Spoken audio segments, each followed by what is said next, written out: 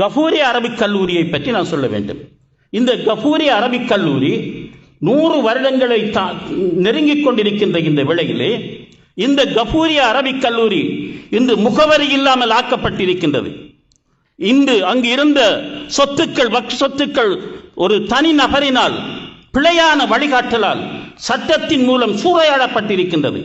இதற்கு இந்த உலமா சபை என்ன செய்திருக்கின்றது என்றே நான் கேட்கின்றேன்.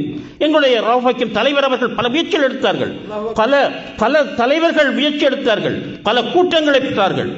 ஆனால் இன்று வரையும் இந்த ரியால் மௌலவியை உருவாக்கிய, இப்ராஹிம் மௌலவியை உருவாக்கிய, பல உலமாக்களை உருவாக்கிய, என்னை ஒரு பேராசிரியராக, இலங்கையின் 1வது அரபுத்துறை பேராசிரியராக வருவதற்கு உதவி செய்த அந்த கஃபூரி அரபிக் கல்லூரி அந்த 16 ஏக்கர் நிலங்களும் சூறையாடப்பட்டு இன்று தனிநபரினால் கொள்ளையடிக்கப்பட்டுக் கொண்டிருக்கின்றது. ரியால் மௌலவி அவர்கள் அவருடைய இறுதி காலத்திலே அவர்கள் ஒருமுறை ஹாஸ்பிட்டலுக்கு போகின்ற பொழுது இங்கே இருக்கின்ற ரவுசைன் அவருடைய மாமனார் மௌரூப் மௌலவி அவர்களிடம் கூர்ந்த பொழுது அவர் சொன்னார், மௌரூப் மௌலவி, நீங்கள் இப்படியே இந்த மதரசாவை சீரழித்து அதை பார்ப்பதற்காக நீங்கள் வைத்திருக்கின்றீர்கள் என்று உணர்வுபூர்வமாக கேட்டார். அந்த ரியால் மௌலவி 2013ஆம் ஆண்டு மௌத்தாவிட்டார். நிச்சயமாக இந்த விஷயம், இந்த கஃபூரியா சூறையிடப்பட்டு இப்பொழுது 5 வருடங்கள் சென்று விட்டன. பல நீதிமன்றங்களில் வழக்குகள் போய்கொண்டிருக்கின்றன. ஆனால் முக்கியமான பங்கொன்று உலமா சபைக்கு இருக்கின்றது. இந்த உலமா சபை தங்களை தாங்களே புத்தகங்கள் அடித்து பேர்படுத்திக் கொண்டிருக்கின்றார்கள். கிழக்கு மாகாணத்தில் இருக்கின்ற பல உலமாக்கள் தங்களுடைய சுய சரிதைகளை எழுதி விளம்பரம் படுத்திக் கொண்டிருக்கின்றார்கள். இதற்காக ரியால் மௌலவி அப்படி செய்தார்களா?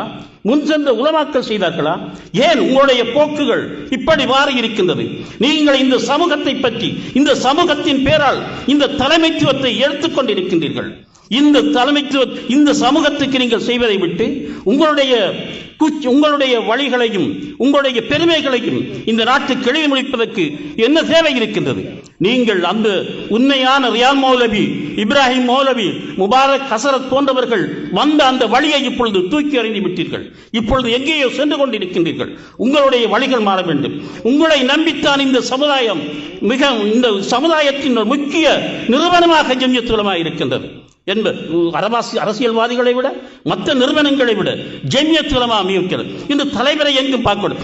எங்களுடைய செயலாளர் அர்காமி அவர்கள் எங்கும் வருவார், அவர் சிரித்துக் கொண்டே இருப்பார். ஆனால் நான் சொல்லுகின்றேன், நீங்கள் இந்த உங்களுடைய தலைவரை தெரிவு செய்கின்ற அந்த கான்ஸ்டிடியூஷனை நிச்சயமாக மாற்ற வேண்டும். அந்த அவர்கள் வைத்துக்கொண்டு 9-10 பேரை வைத்துக்கொண்டு அந்த கான்ஸ்டிடியூஷனை போட்டு தொடர்ச்சியாக நீங்கள் தெரிவு செய்து வருகின்றீர்கள்.